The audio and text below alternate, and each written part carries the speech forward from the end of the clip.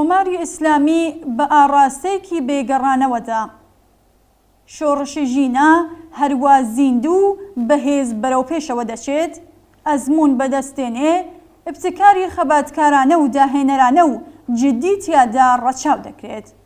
ڕۆژ بە ڕۆژ بەشێکی بەرینتر لە کۆمەڵگا ڕاستەوخۆ تیادا دەور دەگیڕن.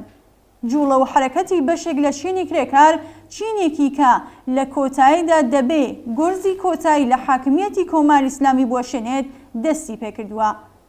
77 ڕۆژ ناڕەزایەتی و مانگرتنی خەڵک دوای کوژرانی ژینە ئەمینی بەدەستی حکوومەت ڕووخانی حاکمیەتی ئیسلامی بووەتە باسی سەرەکی ڕۆژ لە نێوخۆی ئێران و لە فەزای سیاسی دەرەوەی وڵاتدا.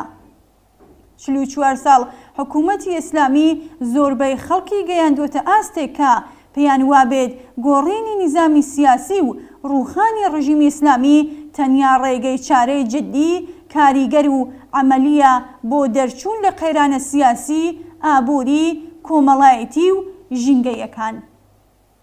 حاکمان و ناوەندە حکوومەتیەکانیش بۆ ئاکامە گەیشتون کە حکوومەتکردن بە شێوازی دوومانگ و نیو لەوە پێش نەمومکنە و نە بە قازانج و لە ڕاستای مانەوەی حکوومەتی ئیسلامیدایە.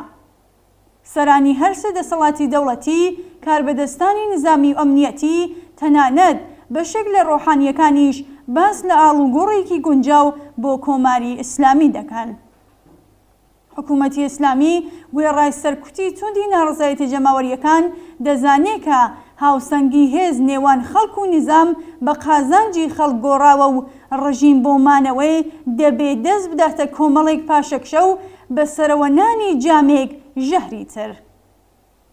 سەرانی ڕژیم لە هەوڵدان تا بە سەرکوتی خەڵک لەسەر شەقامەکان پاشەکشەکانی خۆی بە باشی کۆنترۆڵ و مدیریەت بکات بۆ ئەوەی بەڵکو بەر بە ئەگەری ڕووخانی نظامەکەی بگرێت.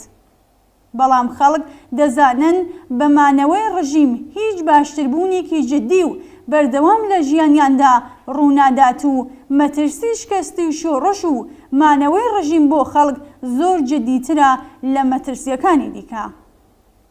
حکوومەت وێڕای سەرکوتی خوێناوی و سیستماتیک خەڵک لە مەترسی دوای ڕووخانی کۆماری ئیسلامی دەترسێنێ.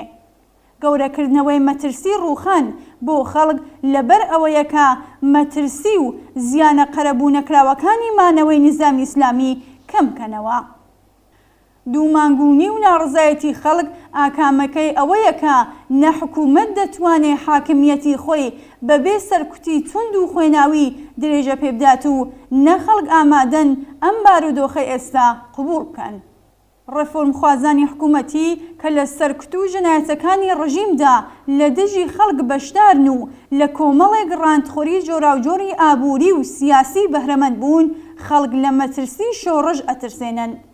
بۆ زۆربەی خەڵکێکە لە ئەمنیەت، کار، هیواداربوون بە داهاتوو، خزمەتگوزاری کۆمەڵایەتی و ئازادیە سیاسی و کۆمەڵایەتیەکان بەهرەمەند نین، هیچ مەترسیەک گەورەتر لە مانەوەی کۆماری ئیسلامی بوونی نییە.